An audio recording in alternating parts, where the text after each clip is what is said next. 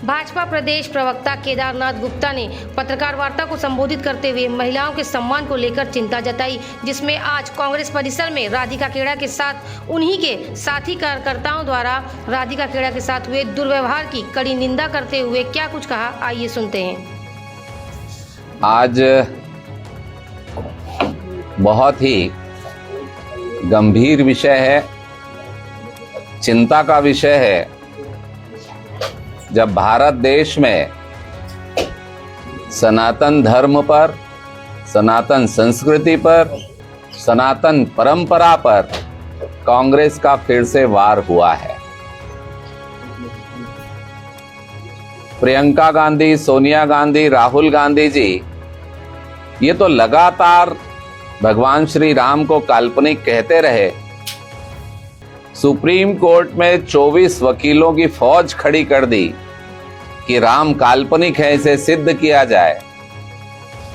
उसके बाद उन्होंने ऐसे राष्ट्रीय अध्यक्ष का चयन किया जो उनकी ही भाषा को बोल सके।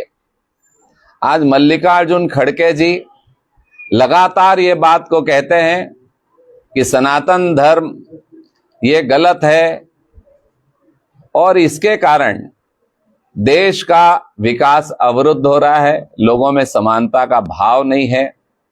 उससे बढ़कर उनके बेटे प्रियांश ने कहा था कि ये डेंगू है, मलेरिया है, तो गांधी परिवार उसी को अपना आगे प्रमुख राष्ट्रीय पार्टी का अध्यक्ष बनाता है जो कि सनातन धर्म पर आक्रमण कर सके, सनातन धर्म के खिलाफ बोल सके।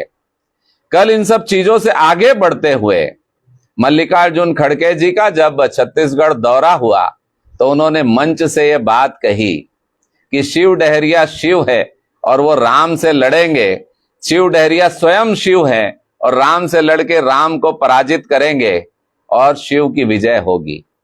ये हमारे देवता हैं, इन पर ऐसे टिप्पणी करना मैं समझता हूं कि हमारी भावना को आहत करने जैसा है। हम पुलिस में शिकायत कर सकते हैं, पर छत्तीसगढ़ में हमारी सरकार है।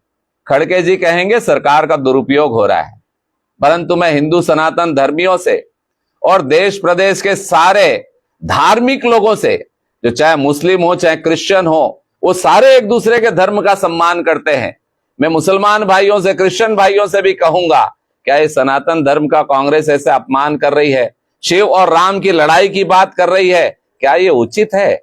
इतने बड़े पद पर रहकर, राष्ट्रीय अध्यक्ष के पद पर रहकर, अगर वो हमारे भगवानों को आपस में लड़ाना चाहते हैं तो कांग्रेस की कैसी दुर्गति करेंगे, इस बात की आपको कल्पना शायद नहीं होती होगी।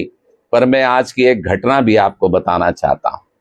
ये जिनके पास संस्कार नहीं होते, जिनके पास धर्म नहीं होता, जो परंपराओं को नहीं जानते, ऐसे राजनेता ना देश के हो सकते हैं ना ही अपनी पार्टी के हो सकते हैं।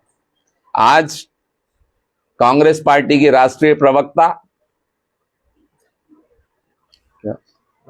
राधिका खेड़ा जी, जिनके साथ मैंने भी बहुत डिबेट किए हैं, शालीन हैं, सभ्य हैं, राजनीतिक विषयों को अपने हिसाब से रखती हैं, पर पता नहीं कांग्रेसियों को क्या हो गया। एक सभ्य महिला को, जो उनकी राष्ट्रीय नेत्री है, कांग्रेस के राजीव भवन में उन्हें कहता है गेट आउट, और वो रुदन करने लगती है, रोने लगती है, और फोन में वो किसी को शिकायत कर रही है, जो आप सबने देखा कि मैं 40 वर्षों से कांग्रेस में हूं, अब मैं कांग्रेस छोड़ देना चाहती हूं, आज तक मेरे साथ ऐसा नहीं हुआ। और ये कांग्रेस कहती है कि हम महिलाओं का सम्मान करेंगे, महालक्ष्मी योजना देंगे।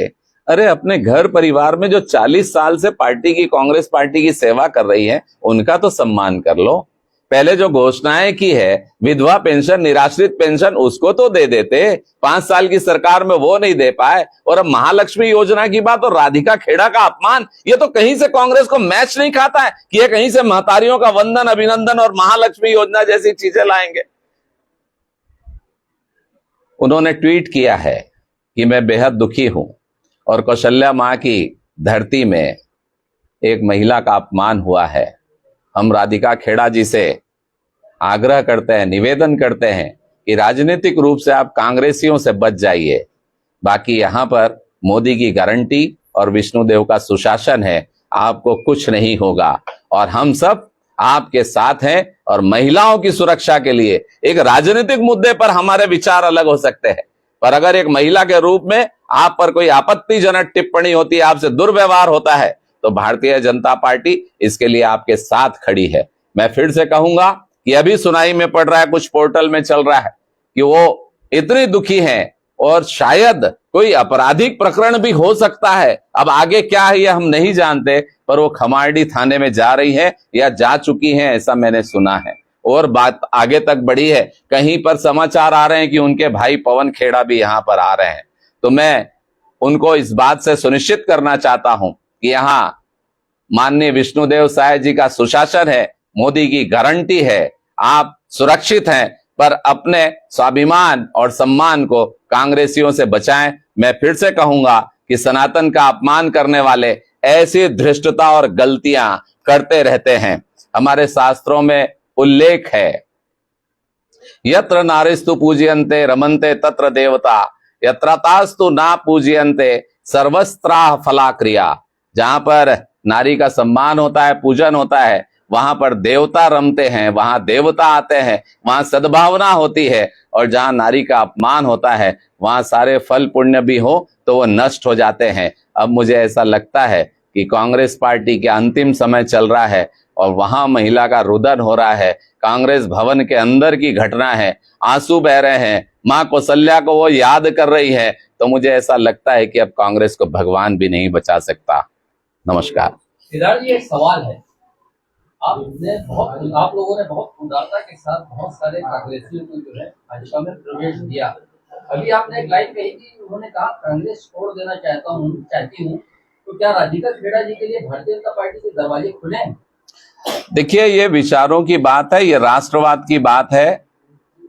अगर कोई राजनीति क्षेत्र का कार्यकर्ता अपने विचारों को पवित्र करके राष्ट्रवाद की भावना लेके सर्वधर्म संभाव, चाहे मुस्लिम हो, चाहे सनातन हो, चाहे क्रिश्चियन हो, सर्वधर्म संभाव बिना तुष्टीकरण की नीति के भारतीय जनता पार्टी में आना चाहता है, तो हम उसका स्वागत करते हैं। ये दीपक बैज जी ये कह रहे हैं इस मामले में कि कांग्रेस पार्टी में सभी का मान सम्मान है, ये उनकी पार्टी का मामला है, वो इसे सुलझा लेंगे, भाजपा के पास मुद्दा नहीं है, इसलिए इसे जो है मुद्दा बनाने की कोशिश की रही है। हम मुद्दा नहीं बना रहे। आप लोगों की आदत है, जब माननीय भूपेश बघेल जी का शासन था, 7,600 महिलाओं के साथ बलात्कार अनाचार हुए, पुलिस में रिपोर्ट नहीं लिखी जाती थी। 3-3 दिन सरगुजा में, अंबिकापुर में एक महिला, आदिवासी महिला को घूमना पड़ा, उसके साथ अनाचार हुआ था, बलात्कार हुआ था, और उसकी रिपोर्ट लिखाने के लिए 24 घंटे कि कहीं सबूत ना नष्ट हो जाए, वो बेचारी नहाई नहीं थी। अगर अन्याय की बात हम करते हैं तो इसे मुद्दा नहीं बनाते। ये कौशल्या माँ की धरती है बैज जी, महिलाओं का सम्मान करना सीखिए। राजनीति का विषय नहीं है भाजपा कांग्रेस का। गुप्ता जी, एक सवाल था ये कि कैंपेनिंग में धर्म की बातें होने लगी, प्रचार में धर्म का उपयोग हो रहा है, तो क्या देश में और कोई मुद्दे नहीं बचे? आप लोग की पलटवार में धर्म को उठा रहे हैं, तो देश में और कोई मुद्दे नहीं कि चुनाव में लाए जा सके? भारत देश धार्मिक देश है। हिंदू, मुस्लिम, ईसाई सारे लोग नहा धोकर पहले ईश्वर की पूजा करते हैं, अल्लाह की पूजा करते हैं, यीशु मसीह को याद करते हैं। तो यहां तो शुरुआती धर्म से होती है। और जो धार्मिक नहीं है, जो आध्यात्मिक नहीं है, वो इस राष्ट्र में राजनीति के माध्यम से सेवा कैसे कर सकता है? वो तो इसकी नस को भी नहीं जानता है। तो भारत देश की नस नस में धर्म और आध्यात्म रमा हुआ है, पहले इसे जानिए। और मेरा मानना है कि राजनीति में भी धर्म अगर आता है तो राजनीति को सुचिता के साथ आगे बढ़ाने के लिए, पारदर्शिता के साथ आगे बढ़ाने के लिए आता है। ये कांग्रेसी धर्म का मर्म समझते ना, तो आज ये हाल नहीं होता।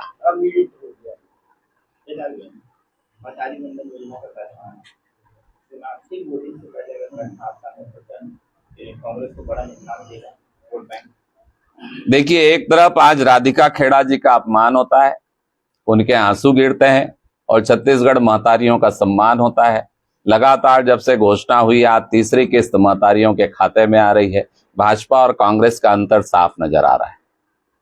सर, आप लगातार धर्म और महिलाओं की बात करते हैं, लेकिन भाजपा में ये संस्कार कैसे गायब हो जाते हैं? उनको टिकट दे देते हैं जो 300 महिलाओं के साथ अनाचार करते हैं। देखिए, भारतीय जनता पार्टी में टिकट का विषय है, वो बहुत सोच विचार कर आगे बढ़ाया जाता है। महिला हो पुरुष हो, सभी का चयन बहुत सोच विचार कर होता है। इसमें ये कतई गलत बात है कि किसी अपराधी को भाजपा प्रश्रय देती है। कल प्रियंका गांधी जी का दौरा भी रहने वाला है चिरमिरी में, वो बड़ी जनसभा को संबोधित भी करने वाली है। किस तरीके से देखते हैं उनके दौरे को, कितना प्रभावशाली रहने वाला है? मुझे ऐसा लगता है कि राधिका खेड़ा जी के साथ जो हुआ है, प्रियंका जी भी एक महिला है, उसकी उन्हें चिंता करना चाहिए। पहले उन्हें रायपुर आना चाहिए और राधिका जी के आंसू पोंछना चाहिए, क्योंकि वो कौशल्या माँ की धरती में गिरे हैं। हम सब द्रवित हैं और हम उम्मीद करते हैं कि प्रियंका जी पहले रायपुर आकर राधिका जी से मिलेंगी। मेरा सवाल था, विधानसभा चुनाव के दौरान महतारी बंधन योजना के तहत फॉर्म भराया क्या आपने? वैसे ही कांग्रेस पार्टी अभी महालक्ष्मी योजना के फॉर्म भरा रही है, इसके बारे में क्या बोलना चाहिए? कांग्रेस पार्टी ने जब भूपेश बघेल की सरकार बननी थी, चुनाव पे वो खड़े थे 2018 में, तो कहा था कि 500 रुपए महिलाओं को देंगे। 5 साल में किसी को मिला क्या? उन्होंने कहा था विधवा पेंशन को बढ़ाएंगे, बढ़ाया क्या? विधवा पेंशन दिया क्या? तो नारियों को अपमान करना, नारियों को धोखा देना, इन्होंने नारियों से कहा था शराबबंदी करेंगे, भाई वो तक के नहीं किया। तो मेरा मानना है नारियों से झूठ बोलकर उनके वोट लूटना और उनकी अस्मिता पर भी सवाल उठाना, उन्हें अपमानित करना, ये कांग्रेस के डीएनए में है। वो झूठ बोलकर, वो फरेब में लाकर महिलाओं के वोट लूटना चाहती है। भारतीय जनता पार्टी ने कहा था 1000 देंगे, महतारी वंदन में 3 किस्त वहां पहुंच चुकी है और आज मुझे ऐसा लगता है कि महिलाओं के खाते में पैसा आना शुरू हो गया होगा। जो हम कहते हैं वो करते हैं। ये मुख्यमंत्री जी के बोरेबासी खाने पर कांग्रेस का ये कहना है कि कांग्रेस ने जो अपील की थी कि बोरेबासी खाना चाहिए भाजपा को, तो भाजपा को सद्बुद्धि आई है कि मजदूरों के सम्मान में आज उन्होंने बोरेबासी खाई है। देखिए, बोरेबासी छत्तीसगढ़ का व्यंजन है। छत्तीसगढ़ की भाषा छत्तीसगढ़ी है और व्यंजन बोरेबासी है। छत्तीसगढ़ को बनाया पंडित अटल बिहारी वाजपेयी भारतीय जनता पार्टी ने, और उसके व्यंजन की बात वो करेंगे, उसकी भाषा की वो बात करेंगे। तो मुझे ऐसा लगता है कि कांग्रेसियों की मति मारी गई है। बोरेबासी छत्तीसगढ़ में एक दिन खाते हैं वो, और हम छत्तीसगढ़िया हैं, हम तो जब मन करता है जब बोरेबासी खाते हैं। सर, बीते 5 वर्षों से शराब की बिक्री में छत्तीसगढ़ नंबर 1 हो गया है। उसे अब नंबर 1 से नीचे पायदान में लाने के लिए क्या योजना है सरकार के पास? देखिए, हमने पहले भी इसके लिए आपको कहा था कि 2 से 2,500 की जहां पर आबादी है वहां की शराब दुकानें बंद होगी, और जब भाजपा का शासन था तो हमने लगभग 350 दुकानें बंद की थी, और इसके लिए जागरूकता अभियान भी चलाया जाता है, वो चलाया जाएगा। सर, आपने एक सवाल किया कि आप छत्तीसगढ़ी हैं, हर दिन हम बोरेबासी का उपयोग करते हैं, हमारी मातृभाषा छत्तीसगढ़ी है, लेकिन 8वीं अनुसूची में आज तक छत्तीसगढ़ की भाषा को अनुमोदन नहीं मिला है, न स्वीकृति मिली है, न क्रियाकलाप का कहीं उसका। विधानसभा में सबसे पहले डॉक्टर रमन सिंह जी की सरकार ने छत्तीसगढ़ी भाषा को राजभाषा का दर्जा दे दिया है। प्रचलन में नहीं आई ना सर अभी तक? प्रचलन में आ जाएगी, आ जाएगी। प्रचलन में मुझे और आपको लाना है।